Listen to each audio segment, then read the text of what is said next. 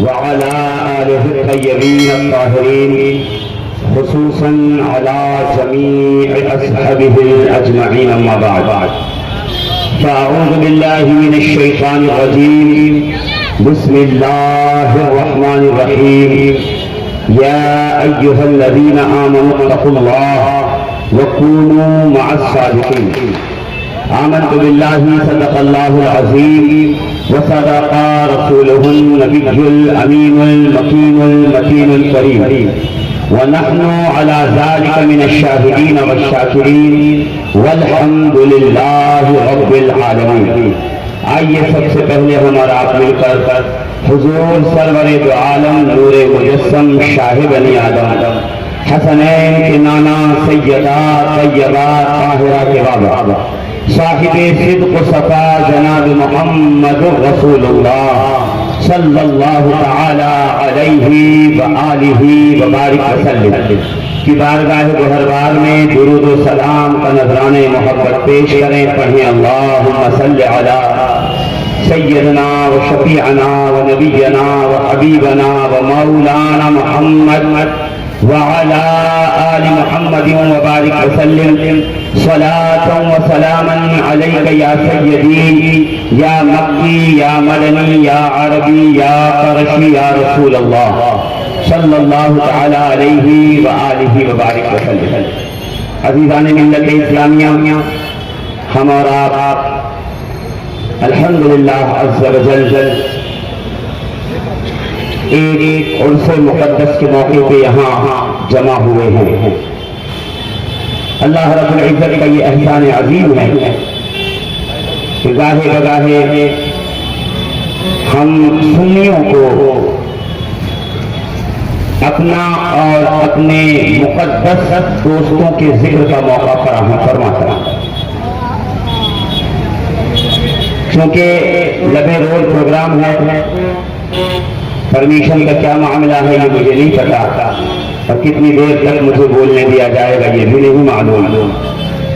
वक्त कम हो और जहन में बातें ज़्यादा हों, जाहिर सी बात है इसे किस तरीके से समेटना है ये एक मुश्किल काम है। मुस्तक़बिल आप ही के इलाके के खतीब व इमाम हज़रतुल अल्लामा मौलाना अकरम रज़ा साहब किबला बड़ी अच्छी गुफ्तगू फरमा रहे थे और नूरे मुस्तफ़ा सल्लल्लाहु तआला अलैहि व आलिहि व बारिक वसल्लम की जलवागरी जो आपके अजदाद के असलाफ में मौजूद थी उसका जिक्र जमील आपने फरमाया। ये बहुत अच्छी बात है, इसलिए कि अक्सर हमारे दरमियान ऐसा होता है कि हम और आप जब सीरत मुस्तफ़ा और मीलाद मुस्तफ़ा अलैहि सलातो वस्सलाम की महफिलों में जाते हैं तो वहाँ हुजूर के अजदाद का जिक्र थोड़ा कम ही किया जाता है। बहुत अच्छा हुआ कि बात जनाबे आदम से चली और मैं कोशिश करूंगा कि जनाबे खातम पे जाके बात खत्म हो जाए, इसलिए कि जनाबे आदम अगर इब्तिदाए आदमियत में है तो जनाबे खातम ये तकमीले आदमियत है। अज़ीज़ान मिल्लत इस्लामिया, आप हज़रात बड़ी दिलजमाई के साथ और खामोशी के साथ प्रोग्राम सुन रहे हैं। मेरी सिर्फ आपसे एक तनहा वाहिद गुजारिश है कि जब मैं आपके गोश गुजार कुछ बातें कराऊं तो आप हज़रात अपनी मौजूदगी का सबूत फराहम करें और सुभान अल्लाह और माशा अल्लाह की बुलंद आवाज से मेरा साथ। इसलिए कि मैं नहीं चाहता कि यहाँ से उठने के बाद मेरे नामे आमाल में तो जिक्र करने का सवाब मिले और लिखा रहे और आपके नामे आमाल में जिक्र करने का सवाब न हो तो सुनने का हो। तो मैं चाहता हूं कि आप भी मेरा साथ दें और मेरे साथ साथ थोड़ी सी गुफ्तगू करें। जिस नूर का अभी तज़किरा चल रहा था, उस नूर के बारे में कोई मुसलमान, कोई आलिम, कोई वली बात करे, बात समझ में आती है। गुरु नानक ने भी पुकार कर यही कहा था कि हुन आया नूर खुदा दा, कि आया नबी रसूल नानका जिसनू वे खुदी गई सब भूल।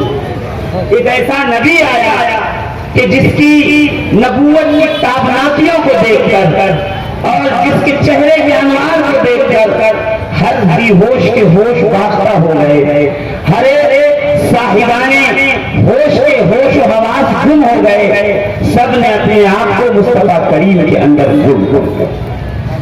अल्हम्दुलिल्लाह, ये जो नूर 12 रबीउल अव्वल को जलवा फरमा हुआ है, ये तो नूर के ज़हूर का वक्त है। ये नूर उस वक्त भी मौजूद था जब जनाब आदम अभी खल्क नहीं किए गए। खुद रसूल मोहतरम इरशाद फरमा रहे हैं, कुंतु नबिय्यन वल आदमु बैनल माई वत्तीन।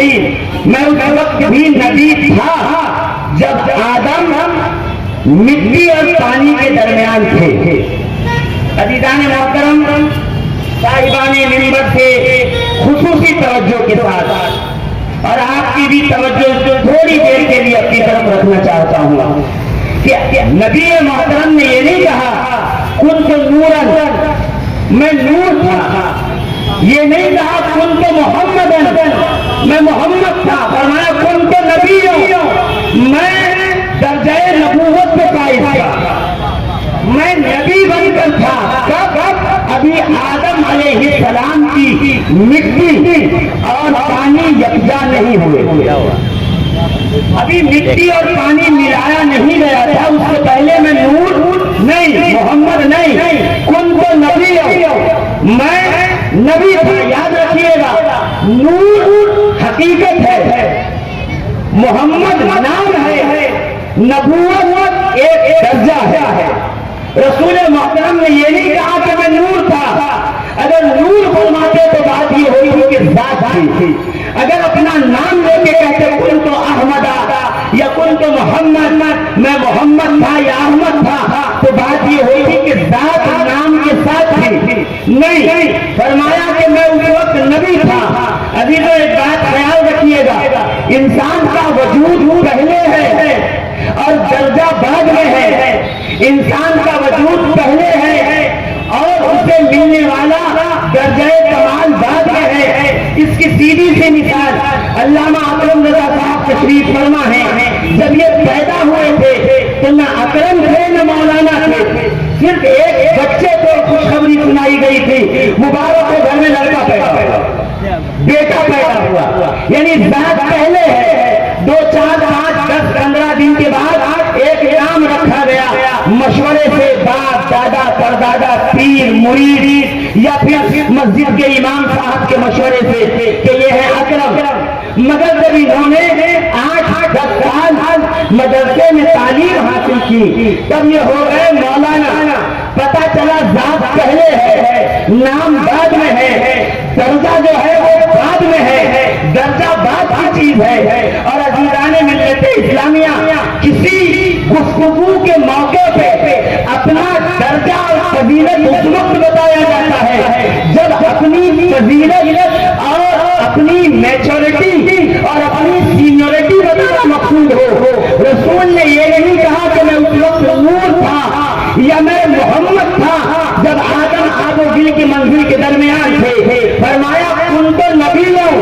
इसकी मिसाल ये है कि मोहल्ले के चौराहे की चाय की दुकान पर 4 बच्चे नौजवान बैठे गुफ्तगू कर रहे हैं, दुनिया के किसी सोशल मसले थे। इतने में बुजुर्गवार तशरीफ लाए, कुछ गुफ्तगू हुई तो बड़े बुजुर्ग ने कहा हमारे सामने ज्यादा गुफ्तगू न कीजिए, ज्यादा बात न कीजिए, इसलिए कि जिस स्कूल में आप पढ़ते हैं ना, हम वहाँ प्रिंसिपल रह चुके हैं। मैं कहूँ बुजुर्ग, ये प्रिंसिपल क्यों कहा?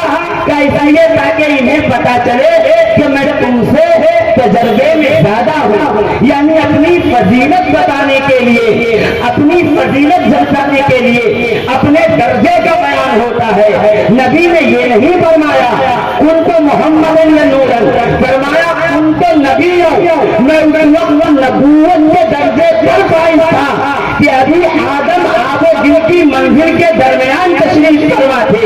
इसका मतलब ये हुआ कि जनाबे आदम अलैहिस्सलाम भी कभी ये नहीं कह सकते फजीलत दर्जात में कि मैं मोहम्मद जैसा हूँ।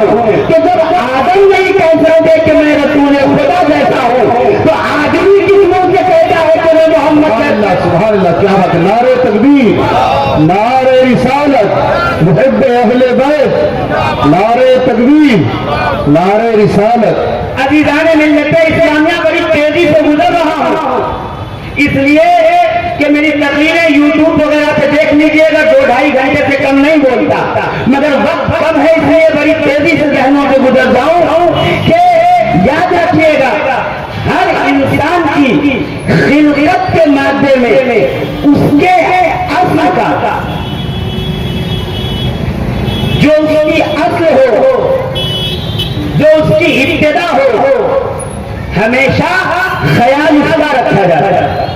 मिसाल के तौर पर अगर कहा जाए कि आप कैसे बनाए गए, तो आप कहेंगे लीजिए हम आदमी हैं, हम मिट्टी से खल्क किए गए, मिट्टी से बना, हमें मिट्टी से पैदा किया गया। तो अगर मैं ये पूछ लूं कि इतने बड़े मजमे में कौन कौन वो लोग हैं जिनके लिए पहले मिट्टी लाई गई, फिर पानी लाया गया, दोनों को मिलाया गया और मिलाने के बाद फिर जो है वो उसके खाकी पुतले को तैयार किया गया।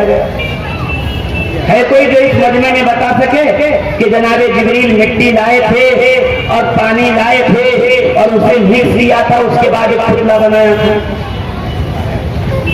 सारे मजमे में कोई एक कह दे, जिनके घर में छोटे बच्चे हैं वही कह दे कि साहब देखिए हमारा बच्चा तो बस ऐसे ही है कि एक दिन फरिश्ता आया, उसने मिट्टी पानी मिलाया और पन्नी की ओर बनने के बाद, जैसे कि कुरान कह रहा है खलक़ल इंसान मिन सलसालिन कल फख्खार, हमने इंसान को खनकने वाली मिट्टी से बनाया, सादी मिट्टी से नहीं बनाया।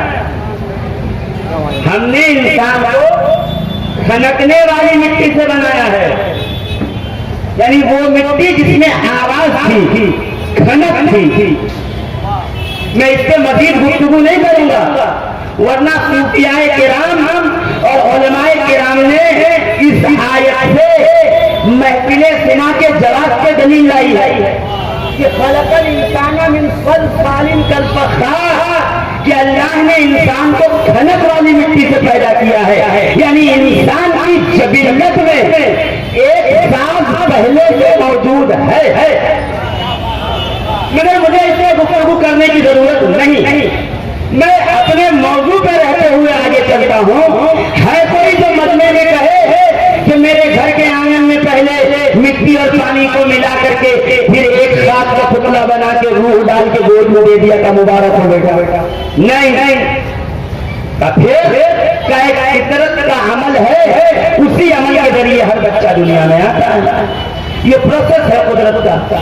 तो मैं कहूंगा अजीज़ाने मोहतरम, जब ये प्रोसेस और ये फितरत है, तो ये क्यों कहते हैं कि हर इंसान मिट्टी से बना है? क्या इसलिए कि इंसान की असल है जनाबे आदम, और सैयदना आदम को बनाया गया है मिट्टी से। सैयदना आदम की तख्लीक मिट्टी और पानी के गारे के जरिए की गई है। समझिएगा थोड़ी देर, तो जो असल की असल है वही फिर नस्ल की भी इस्तेमाल की जाएगी। चूंकि आदम खल्क किए गए मिट्टी और पानी से, इसलिए इंसान भी सुबह क़यामत तक अगर इंसान है तो मिट्टी से खल्क किया गया शुमार किया जाएगा। तो आदम बने मिट्टी से, तो हर आदमी मिट्टी का ही कहा जाएगा, इसलिए कि आदमी की असल है आदम। अगर ये समझ गए तो थोड़ी सी बात इसी मिसाल पे और समझ जाइए कि आदम खल्क किए गए मिट्टी से, उनकी असल है मिट्टी, इसलिए आदमी मिट्टी का कहलाता है। और रसूल हम सब के आका मौला खल्क किए गए नूरे खुदा से। अब आदम असल है मिट्टी, इसलिए आदमी, आदम की औलाद, आदम के नस्ल मिट्टी की तखलीक कहलाएगी। और रसूल मोहतरम है नूर, इसलिए कयामत तक आले रसूल नूर के कहलाए जाएंगे। इसीलिए तो ताज वाले अहले सुन्नत ने कहा तेरी नस्ल पाक में है, बच्चा बच्चा नूर। सुभान अल्लाह, क्या बात है, तू है ये नूर, तेरा सब जगह नूर का। सुभान अल्लाह। और अगर पहली बात समझ गए थे कि आदम तो कह नहीं सकते कि हम रसूल की तरह हैं, तो फिर आदम के बेटे ये किस मुंह से कहते हैं कि हम आले मोहम्मद की तरह हैं? आज एक नया फैशन चल गया है, व्हाट्सएप पर, सोशल मीडिया पर सवाल दागा जाता है कि साहब ये बताइए आले रसूल अफजल है या, सवाल ये दागा जाता बताइए आलिम अफजल है या सैयद, दोनों में से कौन अफजल है? आलिम अफजल है या सैयद? मैं कहूँ सवाल जरा सही कीजिए, ऐसे न कहिए आलिम अफजल है या सैयद, बल्कि ये कहिए सैयद अफजल है या आलिम। सवाल इस तरह से कीजिए, इसलिए कि इल्म है कसबी, ज़यादत है वहबी। यही सवाल ख्वाजा कमरुद्दीन सियालवी अलैहि रहमा की बारगाह में किया गया, तो पलट कर कहा कि किस मदरसे से पढ़े हैं? का हुजूर फला मदरसे से। कितने साल पुराना है? का 30 साल। 30 साल में कितने आलिम बने? का कम से कम 3000 तो बने होंगे। का 30 साल में 3000 आलिम को बना दिया।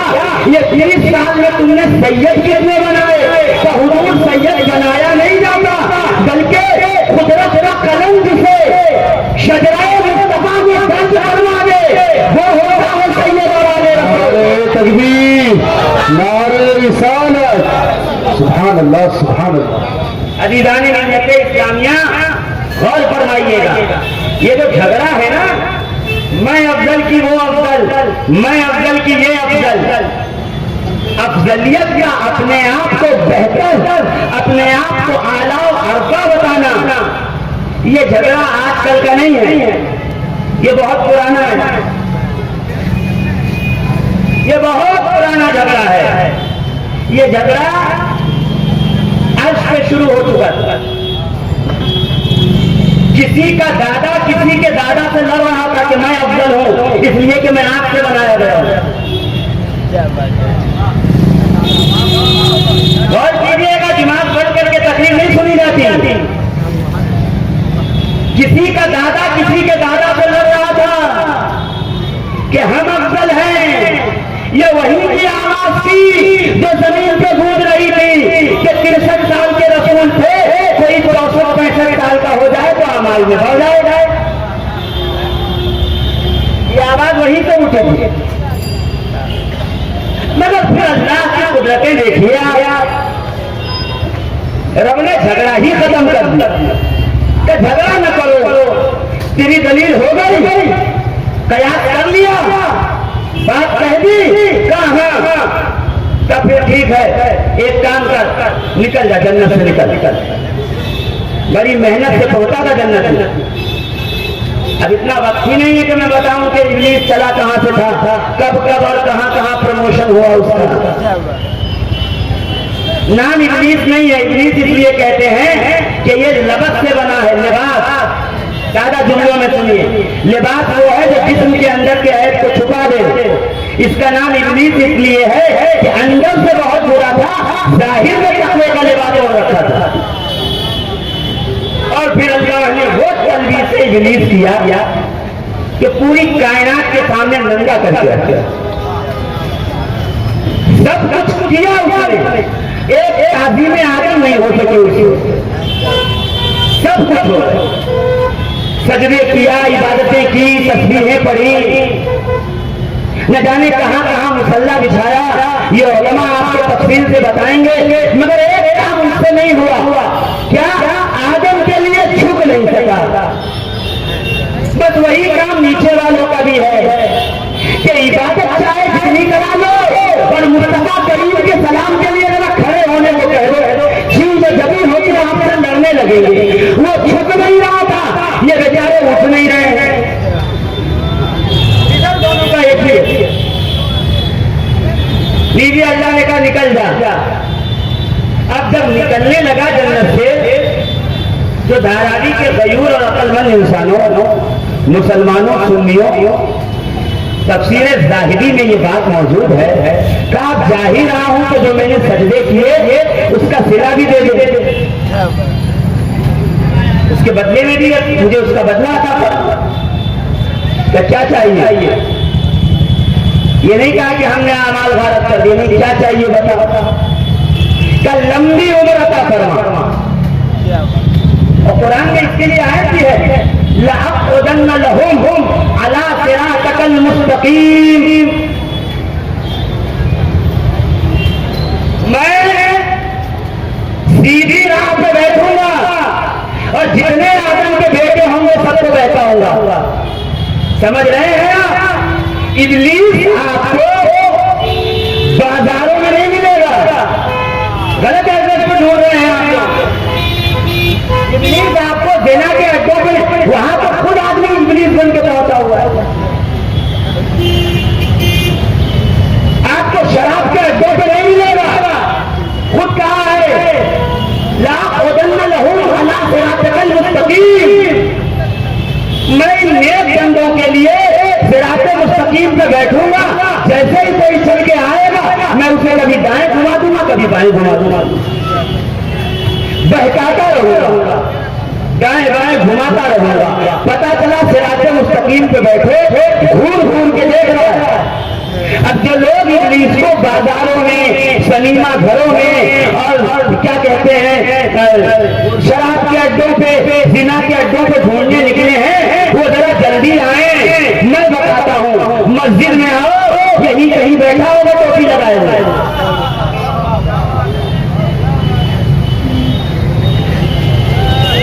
आओ आओ जल्दी से इबादत खानों में, यही कहीं बैठा होगा।